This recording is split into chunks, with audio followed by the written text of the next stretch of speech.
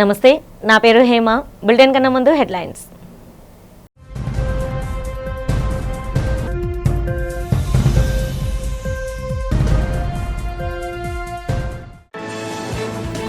ఆంధ్రప్రదేశ్ సచివాలయంలో ముఖ్యమంత్రి చంద్రబాబు అధ్యక్షతన జరిగిన రియల్ టైమ్ గవర్నెన్స్ ఉన్నత స్థాయి సమావేశంలో పాల్గొని వివిధ అంశాలపై చర్చించిన సిఎస్ సాయి ప్రసాద్, డీజీపీ హరీష్ కుమార్ గుప్తా.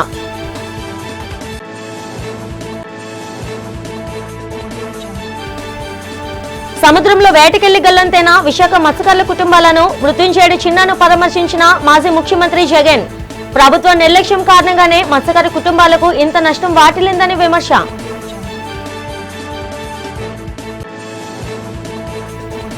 పశువుల కాపరి దానయ్య మృతికి కారణమైన మాజీ మంత్రి సిదిరి అప్పలరాజు కుమారుడికి శిక్ష తప్పదన్న విశాఖ టీడీపీ అధ్యక్షుడు చోడే పట్టాభి.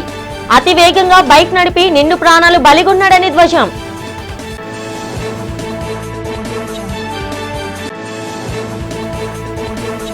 రాష్ట్రంలో మాదక ద్రవ్యాల నివారణ, గంజాయి సాగు నిర్మూలనకు కట్టుదిట్టమైన చర్యలు చేపడుతున్నామన్న eagle IG RK Ravikrishna.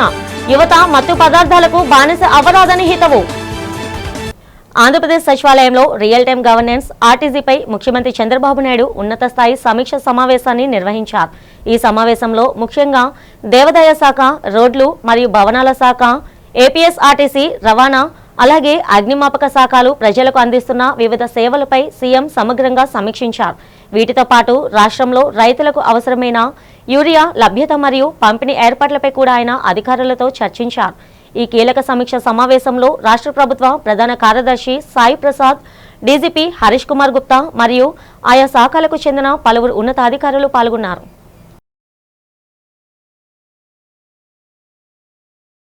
Visakha జాలారిపేటలో boat ప్రమాదానికి గురైన మత్స్యకార కుటుంబాలను వైఎస్ఆర్సీపీ అధినేత మాజీ ముఖ్యమంత్రి వైఎస్ జగన్మోహన్ రెడ్డి పరామర్శించారు.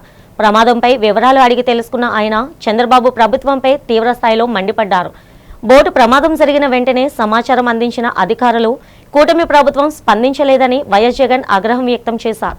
రాత్రి వేళలోనే కలెక్టర్, మెరైన్ సీఐలకు మెసేజ్ పంపించినప్పటికీ సకాలంలో కోస్ట్ గార్డ్ రంగంలోకి దిగి ఉంటే మత్స్యకారుల ప్రాణాలు దక్కేవని అన్నారు.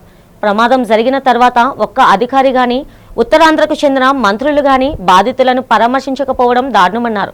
ప్రభుత్వం నియమించిన త్రిమెన్ కమిటీ నివేదిక అంతా తప్పుల తడికని కొట్టిపారేశారు. బాధిత మత్స్యకార కుటుంబాలకు తూతు మంత్రంగా కాకుండా తక్షణమే ఒక్కో కుటుంబానికి ₹1 కోటి చొప్పున ఎక్స్గ్రేషియా చెల్లించాలని వైఎస్ జగన్ డిమాండ్ చేశారు. తమ ప్రభుత్వం అధికారంలో ఉన్నప్పుడు మత్స్యకారులకు పూర్తి భరోసా ఉండేదని, పాకిస్తాన్లో చిక్కుకున్న వారిని కూడా సురక్షితంగా రప్పించామని గుర్తు చేశారు. వైఎస్ఆర్సీపీ హయాంలో కట్టిన షిప్పింగ్ హార్బర్లను ఈ ప్రభుత్వం ప్రైవేట్ వ్యక్తులకు అమ్ముకుంటుందని, ప్రజల జీవితాలతో చంద్రబాబు ఆడుకుంటున్నారని ఆయన ధ్వజమెత్తారు. ఫిషరీస్ డిపార్ట్మెంట్ అధికారులకు కలిసి విన్నవించినారు. 7 గంటల సమయంలో ఫిషరీస్ డిపార్ట్మెంట్ అధికారులు ఎవరు కూడా స్పందించని పరిస్థితి అక్కడ కనపడేసరికి రాత్రి 10:30 గంటకు జానకి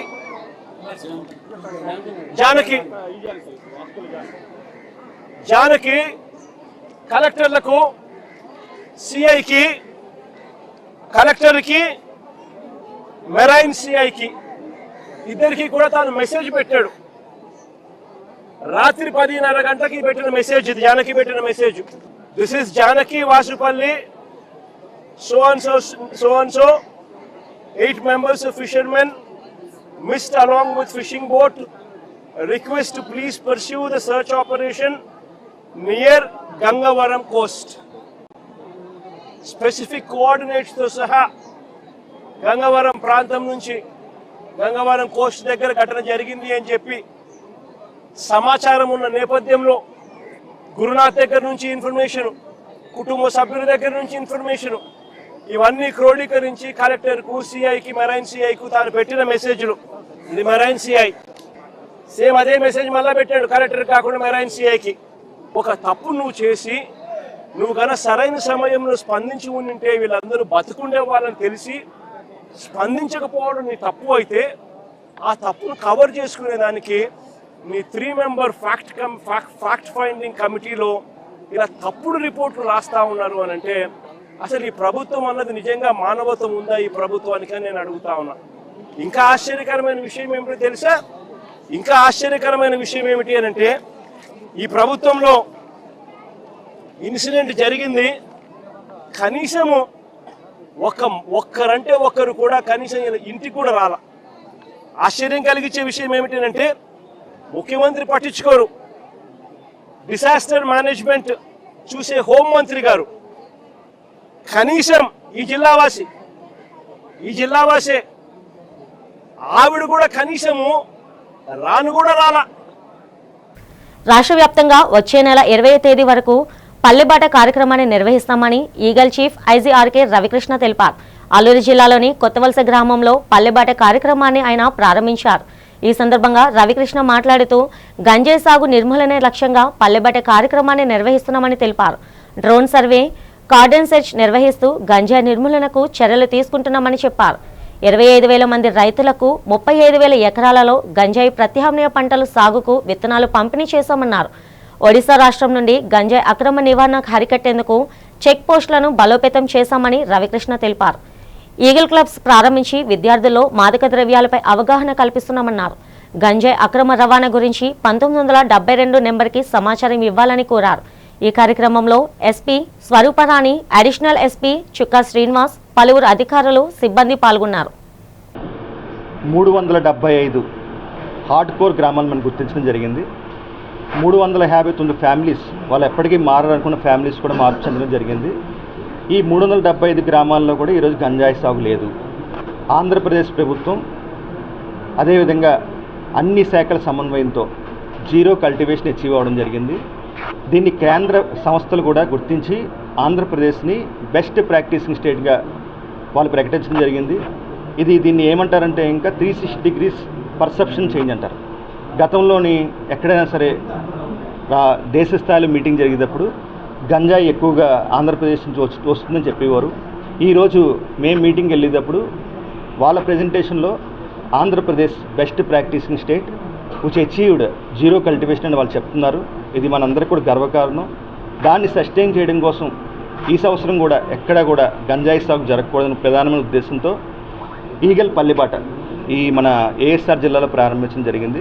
మా లక్ష్యం సుమారుగా 300 గ్రామాల పైనే విజిట్ చేయాలి. అక్కడ సర్పంచ్లు, గ్రామ స్థాయిలో ఉన్న వాళ్ళు అందరితో మనం మాట్లాడాలనే ఉద్దేశం ఉంది. అదేవిధంగా ఎన్కాడ్ మీటింగ్ ద్వారా, ఎన్కాడ్ మీటింగ్ మీ అందరికీ తెలుసు, డిస్ట్రిక్ట్ కలెక్టరు, డిస్ట్రిక్ట్ ఎస్పీ గారు, ఇతర శాఖలు 21 శాఖలు దాంట్లో ఉంటాయి. ప్రపంచ జనాభా దినోత్సవం సందర్భంగా శ్రీకాకుళం జిల్లా వైద్య ఆరోగ్య శాఖ ఆధ్వర్యంలో భారీ ర్యాలీ నిర్వహించారు. ప్రభుత్వం పిలుపు మేరకు పిల్లలే సంపద అనే నినాదంతో ఈ కార్యక్రమాన్ని చేపట్టారు. ఈ సందర్భంగా జిల్లా వైద్యాధికారి డాక్టర్ కె అనిత మాట్లాడుతూ గతంతో పోలిస్తే ప్రస్తుతం పుట్టే పిల్లల సంఖ్య గణనీయంగా తగ్గిపోవడం ఆందోళన కలిగిస్తుందని అన్నారు. అందుకే ఆడపిల్లలకు 21 ఏళ్లు, మగపిల్లలకు 25 ఏళ్లు దాటిన తర్వాతే వివాహం చేయాలని, అలాగే టీనేజ్ ప్రెగ్నెన్సీలను తగ్గించాలని ఆమె కోరారు. ముఖ్యంగా తల్లి బిడ్డల ఆరోగ్యం బాగుండాలంటే ఒక కాన్పుకు మరో కాన్పుకు మధ్య సరైన వ్యవధి ఉండాలని స్పష్టం చేశారు. ఇందుకోసం ప్రభుత్వం అందిస్తున్న తాత్కాలిక మరియు శాశ్వత కుటుంబ నియంత్రణ పద్ధతులను ఉపయోగించుకోవాలని ఆమె సూచించారు. వీటిపై అవగాహన కోసం స్థానిక ఆరోగ్య కార్యకర్తలను లేదా ప్రాథమిక ఆరోగ్య కేంద్రాలను సంప్రదించవచ్చని తెలిపారు. తల్లి ఆరోగ్యంగా ఉంటేనే కుటుంబం, సమాజం, దేశం ఆరోగ్యంగా ఉంటాయని, కాబట్టి ప్రతి ఒక్కరూ ఇందులో భాగస్వాములు కావాలని ఆమె పిలుపునిచ్చారు. శ్రీకాకుళం జిల్లా డేవిడ్ మాట్లాడుతున్నాను. ముఖ్యంగా ఈరోజు ప్రపంచ జనాభా దినోత్సవం సందర్భంగా మనం ర్యాలీని మరియు పిల్లలే సంపద అని మన గౌరవ ముఖ్యమంత్రి గారు మరియు మన గౌరవ ప్రభుత్వం వారు మరియు మన జిల్లా కలెక్టర్ గారు, మన జిల్లా మినిస్టర్ గారు, ఇన్ఛార్జ్ మినిస్టర్ గారు, సెంట్రల్ మినిస్టర్ గారి యొక్క ఆదేశాలను అనుసరించి, మా రాష్ట్ర అధికారుల ఆదేశాలను అనుసరించి ఈరోజు ముఖ్యంగా పిల్లల సంపద అనేది తీసుకెళ్లాలని ఈ సందర్భంగా మీ అందరికీ తెలియజేస్తున్నాను. అదేవిధంగా మన పిల్లలు కానీ తల్లి బిడ్డల్ని కంటానికి కానీ ఆరోగ్యంగా ఉన్న సమయాన్ని నిర్ణయించుకోవాలని చెప్పి మీ అందరికీ ఈ సందర్భంగా తెలియజేస్తున్నాను. మనకి ఇంతకుముందు 2001 నుండి 2011 వరకు మనకి బర్త్ సెన్సెస్ తీసుకుంటే 11.01%గా ఉంది. ఆ తర్వాత మనకి 2011 నుండి 2021 వరకు చూసుకుంటే మనకి సెన్సెస్ బర్త్ రేట్ అంటే పుట్టే పిల్లల సంఖ్య 6కు పడిపోయింది. అంటే ఇది చాలా గణనీయంగా తగ్గిన నిష్పత్తిగా మనకు కనిపిస్తుంది. అదేవిధంగా ఇప్పుడు మనం ప్రజెంట్ ఈ సెన్సెస్ మనకి స్టార్ట్ అవుతుంది, కానీ సెన్సెస్ ఇప్పుడు మనకి స్టార్ట్ అవుతుంది, కానీ ఆ ప్రకారం ఇప్పుడు మనం చూసుకున్నట్టయితే మనకి బర్త్ రేషియో 1.5 ఉంది, 1.5 లేక 1.2 మధ్యలో ఉంది. మరి ఇది చాలా ఆందోళన కలిగించే విషయంగా మన గవర్నమెంట్ వారు, మన గౌరవ ముఖ్యమంత్రి వారు, మన ప్రభుత్వం వారు గమనించి పిల్లలే సంపద అనే స్లోగన్ని మనము ముందుకు తీసుకెళ్లాలని ఈ సందర్భంగా మీ అందరికీ తెలియజేస్తున్నాం. ముఖ్యంగా మరి ఈరోజు మనకి తెలియజేసేది ఏంటంటే ఆడపిల్లలకు 21 సంవత్సరాలు, మగబిడ్డలకి 25 సంవత్సరాలు దాటిన తర్వాత వివాహ వయసుకి మనం ముందుకు తీసుకెళ్లాలని కోరుకుంటున్నాం. అదేవిధంగా జనాభా దినోత్సవం సందర్భంగా ముఖ్యంగా టీనేజ్ ప్రెగ్నెన్సీస్ని తగ్గించాలని, బిడ్డ కానీ తల్లి కానీ ఆరోగ్యకరమైన పరిస్థితుల్లో కొనసాగాలని చెప్పి మనం కోరుకుంటున్నాం. ఇదే విధంగా ప్రపంచ జనాభా దినోత్సవ సందర్భంగా మనం మాతృమరణాలు తగ్గించాలని, శిశు మరణాలను కూడా తగ్గించాలని, అందుకు కావాల్సిన చర్యలు మనం ముందుకు తీసుకోవాలని మీ అందరికీ కోరుతున్నాను. అదేవిధంగా ఈరోజు ఈ ప్రపంచ జనాభా దినోత్సవం సందర్భంగా ఈ DMHO ఆఫీస్లో ర్యాలీ కండక్ట్ చేయడం, అదేవిధంగా గ్యాప్ కోసం, పిల్లల మధ్య వ్యవధి కోసం మనం వాడే శాశ్వత కుటుంబ నియంత్రణ పద్ధతులు, తాత్కాలిక కుటుంబ నియంత్రణ పద్ధతులు, వాటిని అవలంబిస్తున్న వారికి మన క్యాష్ ప్రైజ్ ఈరోజు ఇవ్వడం జరుగుతుంది. గుంటూరు జిల్లాలో ఖరీఫ్ 2026 సీజన్కు అవసరమైన యూరియా, DAPతో పాటు అన్ని రకాల ఎరువులు సమృద్ధిగా అందుబాటులో ఉన్నాయని, రైతులు ఎలాంటి ఆందోళనకు గురి కావాల్సిన అవసరం లేదని జిల్లా కలెక్టర్ సాయికాంత్ వర్మ తెలిపారు. మంగళవారం జిల్లా కలెక్టరేట్లో నిర్వహించిన పత్రికా సమావేశంలో కలెక్టర్ మాట్లాడుతూ ఖరీఫ్ సీజన్కు జిల్లాకు మొత్తం 58,481 మెట్రిక్ టన్నుల ఎరువులు అవసరమని అంచనా వేయగా అందులో యూరియా, DAP అవసరం 41,028 మెట్రిక్ టన్నులు ఉందన్నారు. నీటి వనరుల పునరుద్ధరణ ద్వారా వర్షపు నీటిని నిల్వ చేసే సామర్థ్యం పెరిగిందని, దీంతో భూగర్భ జలాలు పెరగడంతో పాటు వ్యవసాయానికి, తాగునీటి అవసరాలకు దీర్ఘకాలిక ప్రయోజనం చేకూరుతుందని కలెక్టర్ సాయికాంత్ వర్మ తెలిపారు. ఈ సమావేశంలో జిల్లా వ్యవసాయ అధికారి ఎం పద్మావతి పాల్గొన్నారు. 100% APIMS యాప్ ద్వారానే మనం చేస్తున్నాం. సో ఈ APIMS యాప్ అనేది అవకాశం కూడా ఇచ్చారు. దాన్ని మనం వాడుకుంటూ ఉన్న ఇన్ఫర్మేషన్ అంతా కూడా 100% మనం వెరిఫై చేసుకొని ప్రాపర్గా, కరెక్ట్గా రైతుల వివరాలని మనం అందులో నమోదు చేసుకోవడం జరిగింది. ఇప్పటికి కూడా ఎక్కడైనా ఒకరు ఇద్దరు రైతుల పేర్లు కనుక మిగిలిపోయినట్లయితే వాళ్ళ డేటాని కూడా విలేజ్ అగ్రికల్చర్ అసిస్టెంట్స్ వారి లాగిన్లో అప్డేట్ చేయవచ్చు. So that is number 1. రెండవది, ఈ సేల్స్కి సంబంధించి మనం ప్రతి నెల జూన్ నెలకి, జూన్ యాక్చువల్గా మనకి అంత important in terms of agriculture యాక్టివిటీలో జూన్లో ఇంకా ఎక్కువ సేల్ డిమాండ్ ఉండదు. జూలై నుంచి ఎప్పుడు, ఎస్పెషలీ ఇప్పుడు రేపు ఎల్లుండి నుంచి మనకి వాటర్ వదలగానే ఈ demand for urea and DAP is going to increase. So దానికి అనుగుణంగా ప్రతి నెల మనకి డిమాండ్ ఎంతో ఉంది. ఆ డిమాండ్కి ఆధారం చేసుకొని ఏ రైతు సాధికార, ఏ RSKలో, ఏ రిటైల్ పాయింట్స్లో మనకి కావాల్సినంత స్టాక్స్ ఎంత డిమాండ్ అవసరం ఉంటుంది.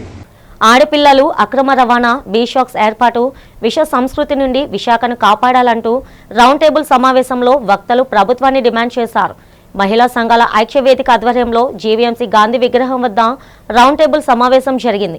ఈ సమావేశంలో POW, ఐద్వా, NFAW, CMS మహిళా సంఘాలతో పాటు పలు ప్రజా సంఘాల నేతలు పాల్గొన్నారు. ఈ సందర్భంగా మహిళా నేతలు మాట్లాడుతూ విశాఖ నగరంలో బీషాక్స్ ఏర్పాటు నిర్ణయాన్ని ప్రభుత్వం వెనక్కి తీసుకోవాలన్నారు. వీటి ఏర్పాటు వలన సాగర తీరంలో పర్యాటకులు తీవ్ర ఇబ్బందులు ఎదుర్కొంటున్నారని ఆవేదన వ్యక్తం చేశారు. ప్రశాంత విశాఖ విష సంస్కృతిలో నిండిపోయే ప్రమాదం ఉందని ఆందోళన వ్యక్తం చేస్తున్నారు. ఆడపిల్లల అక్రమ రవాణా అరికట్టేందుకు ప్రభుత్వం పటిష్టమైన చర్యలు తీసుకోవాలని డిమాండ్ చేశారు. ఎవరైతే గుడ్లకి జనావాసాల మధ్య ఉన్నటువంటి వైన్ షాపులన్నీ కూడా దూరంగా తొలగించారు. వీళ్ళు మరింత చేరువుగా ఎక్కువ వేల సంఖ్యలో ఉన్నటువంటి బీచ్లో ప్రతిరోజు ఆదివారం కానీ, సోమవారం, శనివారం చూసినట్టయితే వేల సంఖ్యలో కుటుంబాలతో బీచ్ దగ్గరికి వస్తారు. అటువంటి జనావాసాల మధ్య ఈ యొక్క వైన్ షాపులు, బీచ్ సాక్ష్యం పెట్టడం చాలా తీవ్రమైనటువంటి మనస్తాపానికి గురవుతున్నారు.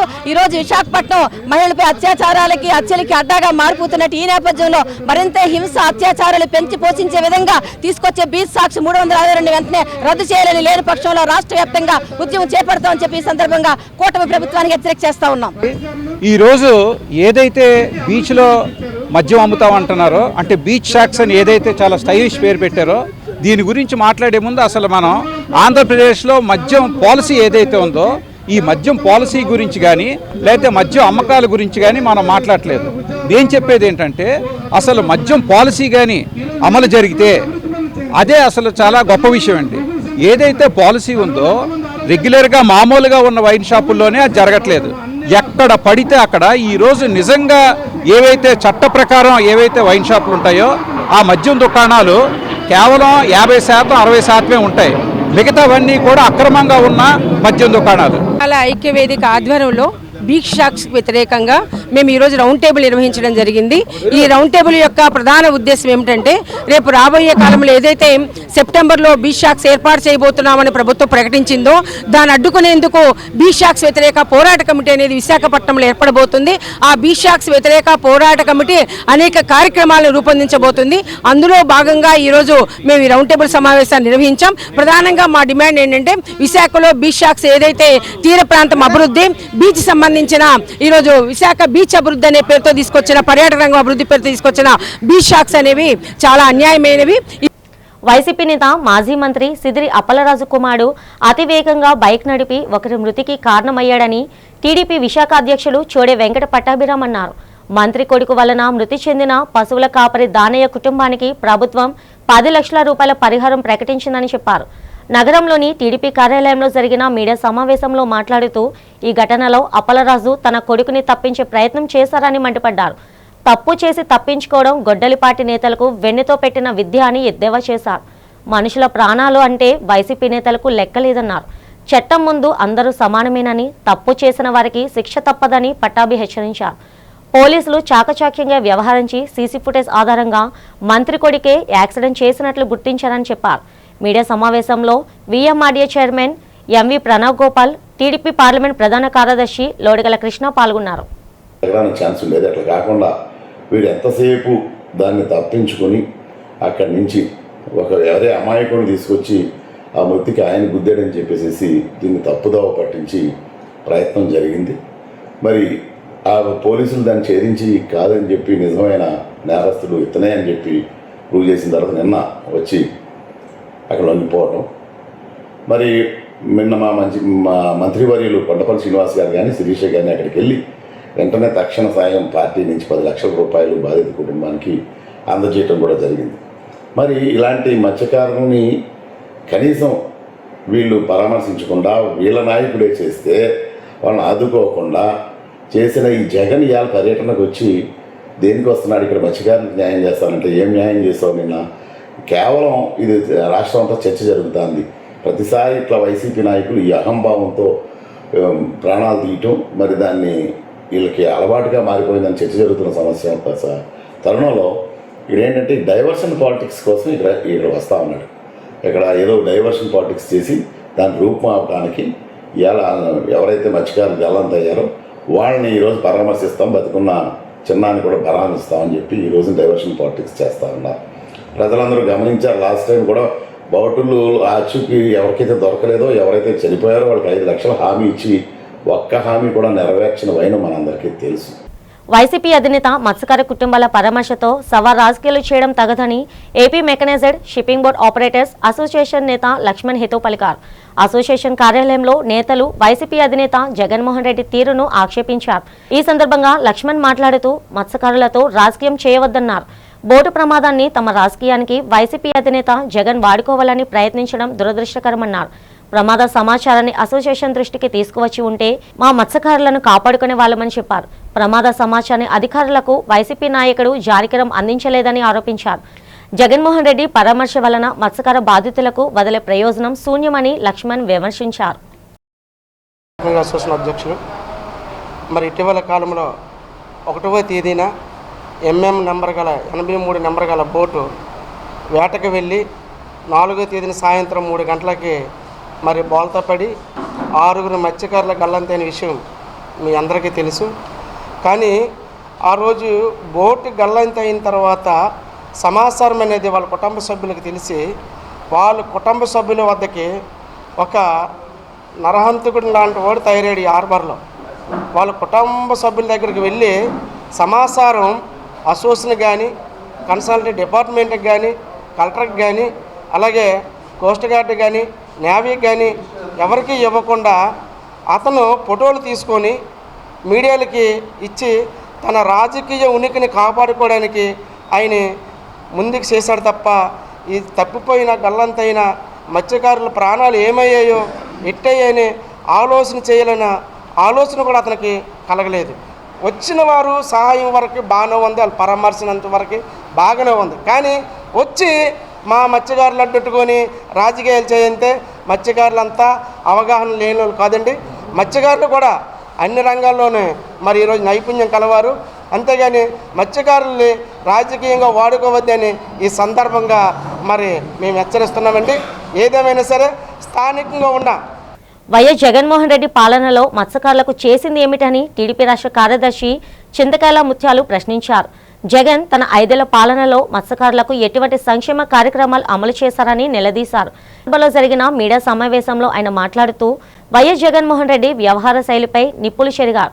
ముఖ్యమంత్రి చంద్రబాబు నాయుడు మత్స్యకారుల పక్షపాతి అని గుర్తు చేశారు. బోటు ప్రమాదంలో గల్లంతైన మత్స్యకార బాధిత కుటుంబాలకు 10 లక్షల ఆర్థిక సహాయాన్ని తమ ప్రభుత్వం అందించిందన్నారు. కొందరు స్వార్థపరులు మత్స్యకార జీవితాలతో ఆటలాడుకుంటున్నారని విమర్శించారు. వైఎస్ జగన్మోహన్ రెడ్డికి మత్స్యకార బాధితుల పట్ల అభిమానం ఉంటే ఆర్థిక సహాయాన్ని అందించాలని చింతకాయల ముత్యాలు సూచించారు.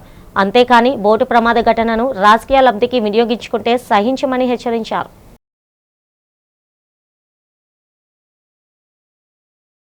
ఈ ప్రభుత్వం అధికారంలోకి వచ్చిన తర్వాత 3,15,00,000 రూపాయలు ఇచ్చి రాష్ట్రంలో ఉన్నటువంటి ఇంతవరకు 2019 నుండి 25-26 వరకు చనిపోయిన అందరు మత్స్యకారులకు కూడా ఎక్స్గ్రేసియా పూర్తి చేయడం ఈ యొక్క ప్రభుత్వం విజయంగా భావిస్తున్నాం.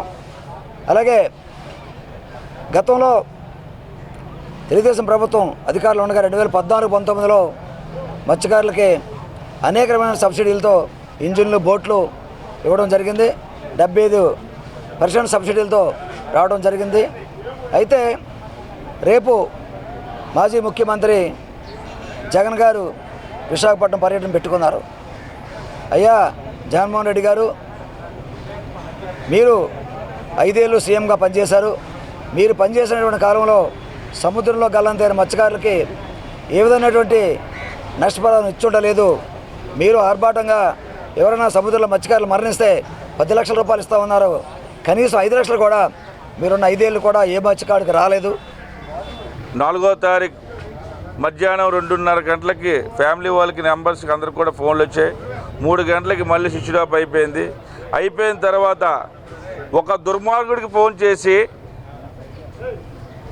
అయ్యా మా బంధువులు మా కుటుంబీకులు ఫోన్లు అవ్వట్లేదు, ఇలాగా బోట్ ఏమైనా ఇబ్బంది అయిందని చెప్పిన తర్వాత దుర్మార్గుడు ఏం చేశాడంటే రాత్రి వరకు కూడా ఎవరు కూడా తెలియచేయకుండా వాడు స్వలాభాల కోసమని, ఆయన రాజకీయం కోసమని, ఆయన మెప్పు తెప్పించుకుందామని 6 జీవితాలతో 6 కుటుంబాల జీవితాలతో ఆడుకున్న వ్యక్తి వైసీపీ నాయకుడు, అదే జానకిరామ్ గారు. అటువంటి వ్యక్తితో ఈరోజు మాజీ ముఖ్యమంత్రి వర్యులు ఏ విధంగా వస్తున్నారని అడుగుతున్నాం మిమ్మల్ని. ఈరోజు గతంలో 5 సంవత్సరాలు మీ ప్రభుత్వం ఉన్న దగ్గర నుండి ఒక్క మత్స్యకారుడికన్నా మీరు ₹1 ఇచ్చాడా అని అడుగుతున్నా. జై జగన్నాథ చిత్రం అన్ని వర్గాల వారిని అలరించి సక్సెస్ కావడం ఖాయమని చిత్ర దర్శకుడు గుప్తా తెలిపారు. నగరంలో జరిగిన మీడియా సమావేశంలో ఆయన మాట్లాడారు. పూరిలో జగన్నాథ స్వామి ఏ విధంగా గెలిచారో, ఆయన మహిమలు ఏమిటో ఈ చిత్రంలో తెలియజేస్తామన్నారు. ఈ చిత్రం పూర్తిగా సైన్స్ ఆధారంగా సైంటిఫిక్ తరహాలో ఉంటుందన్నారు. జగదంబ థియేటర్ అధినేత జగదీష్ మాట్లాడుతూ తక్కువ బడ్జెట్తో రూపొందించిన ఈ చిత్రం అందరినీ ఆకట్టుకుంటుందని అన్నారు.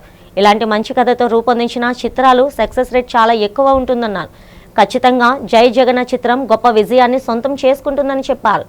ఈ చిత్రాన్ని తెలుగు, హిందీ భాషలతో పాటు ఒడియా భాషలో నిర్మించడం విశేషమన్నారు. ఒడియా భాషలో నిర్మించడం వలన ఆ జగన్నాథుడి వైభవం ఒరిస్సా ప్రజలు కూడా తెలుసుకునే అవకాశం ఉందన్నారు. చిత్ర యూనిట్ ప్రతినిధులు మాట్లాడుతూ జై జగన్నాథ్ చిత్రం ఒక సరికొత్త ట్రెండ్ సృష్టించడం ఖాయమన్నారు. ప్రేక్షకులు ఈ చిత్రాన్ని ఆదరించి తమకు విజయాన్ని అందించాలని కోరారు. సపోర్ట్ చేయమని వచ్చి అడిగారు. యాక్చువల్గా ఇప్పుడు సినిమా ఫీల్డ్ చాలా స్లంప్లో ఉంది. అంటే సినిమాలు నెలకి దాదాపు ఒక 25 మూవీస్ రిలీజ్ అవుతున్నాయి. సంవత్సరంలో 30 సినిమాలు రిలీజ్ అవుతున్నాయి. 30 సినిమాల్లో సక్సెస్ రేటు ఒక 5% కన్నా ఎక్కువ లేదు. అంటే 95% ఆఫ్ ద పిక్చర్స్ మొత్తం డబ్బులంతా మనం బూడిదలో పోసినట్టు అయిపోతుంది. అంటే ఆ సినిమాలు చాలా వరకు రిలీజ్ నోచుకోవడం లేదు. ఇప్పుడు మీకు ఐడియా ఉండే ఉంటుంది, ఈ సంవత్సరంలో రిలీజ్ అయిన శివశంకర్ వరప్రసాద్, అలాగే నారీ నారీ నడుము మురారి, అనగనగా ఒక రోజు, ఇప్పటి వరకు మనం క్యాల్కులేట్ చేస్తే దాదాపు ఒక 200 మూవీస్ రిలీజ్ అయింది. 200 మూవీస్లో 10 మూవీసే హిట్ మూవీస్. హిట్ అంటే పర్వాలేదు, సేఫ్గా ఉన్నవి అవి ఉన్నాయి. అంటే 90% ఆఫ్ ద మూవీసే ఫెయిల్యూర్లో ఉంది. అంటే ఇటువంటి పరిస్థితిలో ఇండస్ట్రీ రోజు రోజుకి స్లంప్లోకి వెళ్ళిపోతుంది.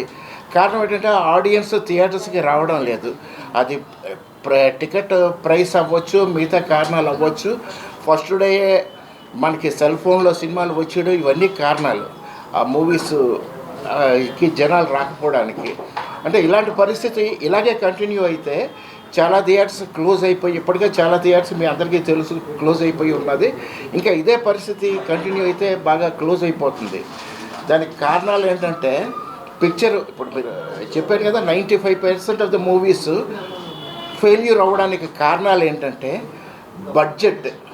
వాళ్ళు అనుకున్నది అంటే తీయాలి అనుకుంటే 10 కోట్లలో తీయచ్చు, దాన్ని 40-50 కోట్లలో తీస్తున్నారు. మీకోసం లేట్ అవ్వడం వల్ల యాక్చువల్లీ నేను గుప్తా, నా పేరు గుప్తా గొలారి. యాక్చువల్లీ నేను ఒరిజిన్ అనేది మన వైజాగ్, మా మమ్మీ వాళ్ళు ఆంధ్రప్రదేశ్, ఇప్పుడు ఒరిస్సాలో పెరిగిన అనమాట. సో సినిమా ఏంటంటే ఇది గుప్తాస్ జయ జగన్నాథ్ అనేది నేను యాక్చువల్లీ సైంటిఫిక్గా ఒక సైఫై మూవీ తీద్దామని అనుకున్నాను సార్. స్టార్టింగ్లో మన ఏంటంటే జగన్నాథ్ స్వామి స్టోరీ అనేది అదే ఒక డిఫరెంట్ స్టోరీ. అసలు ఎలా వచ్చారు అనేది, జగన్నాథ్ స్వామి అక్కడ ఐడియల్ అనేది ఎలా వచ్చింది, అదే ఒక ఇంపార్టెంట్. అంటే దానికి మనకి ఏంటంటే ఇప్పుడు వచ్చింది సినిమా అన్ని మైథలాజికల్ ఉన్నాయి, ఓన్లీ పాతకాలం మహాభారత్ కానీ రామాయణం కానీ బేస్ చేసి చేస్తున్నారు. సో నేనేటనుకున్నానంటే మహాభారతంలో కూడా మన సైన్స్ ఏటి ఉంది అక్కడ, అది శ్రీ జగన్నాథ స్వామి రథయాత్ర మహోత్సవాన్ని ఈ నెల 16న అత్యంత ఘనంగా నిర్వహించినామని హరే కృష్ణ మూవ్మెంట్ విశాఖ ప్రతినిధి యద్రాజ్ దాస్ తెలిపారు. విజేఎఫ్ ప్రెస్ క్లబ్లో జరిగిన మీడియా సమావేశంలో ఆయన మాట్లాడుతూ రథయాత్ర వివరాలను తెలిపారు. 16న సాయంత్రం 4 గంటలకు ఐఐఎం కాలేజ్ నుండి బయలుదేరుతుందని తెలిపారు. ఈ రథయాత్ర సందర్భంగా ఏఎస్ రాజా మైదానంలో ప్రత్యేక పూజా కార్యక్రమాలు నిర్వహిస్తున్నట్లు చెప్పారు. భక్తులందరికీ స్వామివారి దర్శనం కల్పించడంతో పాటు తీర్థ ప్రసాదాలను అందజేస్తున్నారు. రాత్రికి మహా అన్నదాన వితరణ కార్యక్రమం జరుగుతుందని యదురాజ్ దాస్ తెలియజేశారు. యాత్రలో భక్తులు పాల్గొని విజయవంతం చేయాలని కోరారు. బలదేవ్ సుభద్రామాయికి జై. హరే కృష్ణ మూమెంట్ విశాఖపట్నం ఆధ్వర్యంలో శ్రీ జగన్నాథ్ రథయాత్ర మహోత్సవాన్ని అంగరంగ వైభవంగా మనం జరుపుకోవడానికి అన్ని కార్యక్రమాలు పూర్తి చేసుకోవడం జరిగింది. జూలై 16వ తారీఖు సాయంత్రం 4 గంటలకు అనగా గురువారం ఐఐఎం ప్రాంగణం, ఎంబీపీ డబుల్ రోడ్ దగ్గర ఐఐఎం ప్రాంగణం నుంచి ఈ యొక్క రథయాత్ర మహోత్సవం స్టార్ట్ అవుతుంది. అక్కడి నుంచి ప్రారంభమయ్యి ఇసుకతోట హైవే జంక్షన్ వరకు వెళ్తుందని, అక్కడి నుంచి వెంకోజపాలెం పెట్రోల్ బంక్ డౌన్ గోతి సన్స్ రోడ్డు మీదుగా అప్పుగారికి వెళ్ళి అప్పుగారి నుంచి మన బీచ్ రోడ్ కట్ అయ్యి అక్కడి నుంచి మన ఎంబీపీ డబుల్ రోడ్లోకి ఎంటర్ అయ్యి తిరిగి ఐఐఎం ప్రాంగణంలో ముగుస్తుంది ఈ యొక్క రథయాత్ర. సో శ్రీ జగన్నాథ్ రథయాత్ర పూరి క్షేత్రంలో కొన్ని వేల సంవత్సరాలుగా జరుగుతుంది. సుమారు 10 నుంచి 15 లక్షల మంది భక్తులు ఈ యొక్క కార్యక్రమంలో పాల్గొంటారు. అసంఘటిత రంగం, షెడ్యూల్ పరిశ్రమలు, అవుట్సోర్సింగ్ సంస్థలో పనిచేస్తున్న కార్మికులకు 26,000 రూపాయలు కనీస వేతనంగా చెల్లించాలని సిఐటియు జిల్లా ప్రధాన కార్యదర్శి ఆర్కేఎస్వి కుమార్ డిమాండ్ చేశారు. నగరంలోని సిఐటియు కార్యాలయంలో జరిగిన మీడియా సమావేశంలో జిల్లా ఉపాధ్యక్షులు జగన్తో కలిసి మాట్లాడారు. ఈ సందర్భంగా కుమార్ మాట్లాడుతూ ప్రతి 5 ఏళ్లకు ఒకసారి జీతాలు పెంచుతూ జీవోలను సవరించాలన్నారు. షాపింగ్ మాల్స్, పెట్రోల్ బంకులు, హాస్పిటల్స్, చిన్న పరిశ్రమలు, సెక్యూరిటీ గార్డులుగా పనిచేస్తున్న కార్మికులకు 8 నుండి కేవలం 12,000 రూపాయలు వేతనాలుగా ఇస్తున్నారని తెలిపారు. పెరుగుతున్న నిత్యావసర వస్తువుల ధరలు, ఇంటి అద్దెలు చెల్లించలేక మావమాత్రపు జీతాలతో పనిచేస్తున్నారని ఆవేదన వ్యక్తం చేశారు. అత్యధిక కార్మికులకు పీఎఫ్, ఈఎస్ఏ వారంతా సెలవులు అమలు కావడం లేదన్నారు. కనీస వేతనం 26,000 రూపాయలు ఇవ్వాలని 30న చలో కలెక్టరేట్ నిర్వహిస్తున్నట్లు చెప్పారు. అనంతరం కలెక్టర్కు వినతి పత్రం అందజేస్తామని కుమార్ తెలిపారు. మీడియా సమావేశం సిఐటియు నేతలు ఎం సుబ్బారావు, పి వెంకట్రావు, వై రాజు, పైడిరాజు తదితరులు పాల్గొన్నారు. అసంఘటిత రంగంలో పనిచేస్తున్నటువంటి కార్మికులకి, షెడ్యూల్డ్ పరిశ్రమల్లో పనిచేస్తున్నటువంటి కార్మికులు ఎవరైతే ఉన్నారో 72 రకాల షెడ్యూల్ సంస్థల్లో పనిచేస్తున్న వాళ్ళందరికీ కూడా కనీస వేతనాలు అమలు చేయాలని కోరుతూ జూలై 30వ తారీఖు నాడు రాష్ట్ర వ్యాప్తంగా అన్ని కలెక్టర్ ఆఫీసుల వద్ద కూడా ధర్నాలు జరుగుతున్నాయి. అందులో భాగంగానే విశాఖ జిల్లా కలెక్టర్ ఆఫీస్ దగ్గర కూడా జూలై 30వ తారీఖు నాడు 31వ తారీఖు నాడు 2 రోజుల పాటు జిల్లా కలెక్టర్ ఆఫీసుల వద్ద ధర్నాలు జరుగుతూ ఉన్నాయి. ఈ ధర్నాల్లో జిల్లాలో ఉన్నటువంటి కార్మికులందరూ కూడా పెద్ద ఎత్తున పాల్గొని జయప్రదం చేయాలని మీ ద్వారా విజ్ఞప్తి చేస్తున్నాం. ఈ నెల 30వ తారీఖున రాష్ట్ర వ్యాప్తంగా అన్ని కలెక్టరేట్ల దగ్గర మహాధర్నాలు జరుగుతూ ఉన్నాయి. దాంట్లో భాగంగా విశాఖపట్నంలో కూడా చెలో కలెక్టరేట్ని యావత్ కార్మిక వర్గం జయప్రదం చేయాలని చెప్పేసి విజ్ఞప్తి చేస్తూ ఉన్నాం. మేము అడుగుతూ ఉంది, ఈరోజు కంపెనీల్లో కానీ యజమానుల్లో కానీ పెట్టుబడిదారులకు కానీ వస్తున్న లాభాల్లో షేర్లు ఇమ్మని అడగట్లేదు. మీరు చెప్పిన దాని ప్రకారం ఈరోజు కేంద్రంలో పీఆర్సీ కానీ రాష్ట్రంలో పీఆర్సీలు కానీ వేస్తున్నారు. పర్మనెంట్ ఎంప్లాయీస్కి ఈరోజు స్టార్టింగ్ బేసిక్, ఈరోజు నేను జాయిన్ అయితే బేసిక్ ఎంత అయితే ఉంటుందో వాళ్ళు చెప్తున్న లెక్కల ప్రకారం కేంద్ర ప్రభుత్వం అయితే 36,000, రాష్ట్ర ప్రభుత్వం అయితే 26,000 బేసిక్ ఇప్పటికే ఇస్తూ ఉన్నారు. కానీ అటువంటి బేసిక్ ఎందుకు ఇస్తున్నారు? ఇక్కడ ఒక కార్మికుడికి ఆ కుటుంబ అవసరాలు తీరాలంటే ఆ అవసరాలు తీరడానికి కనీసంగా ఉపయోగపడతాయి 26,000 అని చెప్పేసి. బులెటిన్ ముగిస్తున్న హెడ్లైన్స్ మరోసారి.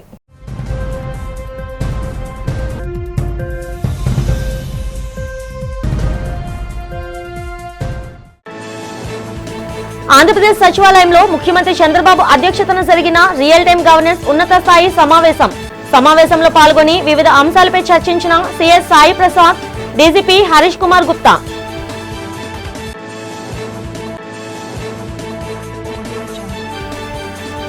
సముద్రంలో వేటకెళ్లి గల్లంతైన విశాఖ మత్స్యకారుల కుటుంబాలను మృత్యుంజయుడి చిన్నాను పరామర్శించిన మాజీ ముఖ్యమంత్రి జగన్. ప్రభుత్వ నిర్లక్ష్యం కారణంగానే మత్స్యకారు కుటుంబాలకు ఇంత నష్టం వాటిల్లిందని విమర్శ.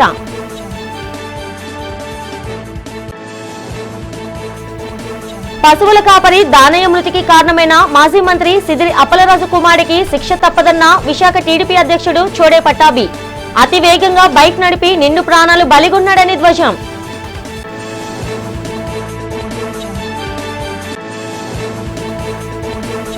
రాష్ట్రంలో మాదక ద్రవ్యాల నివారణ, గంజాయి సాగు నిర్మూలనకు కట్టుదిట్టమైన చర్యలు చేపడుతున్నామన్న ఈగల్ ఐజీ ఆర్కే రవికృష్ణ. యువత మత్తు పదార్థాలకు బానిస అవ్వరాదని హితవు. ఈనాటి బులెటిన్ ఇంతటితో సమాప్తం. తిరిగి రేపటి బులెటిన్లో కలుసుకుందాం. అంతవరకు సెలవు. నమస్తే.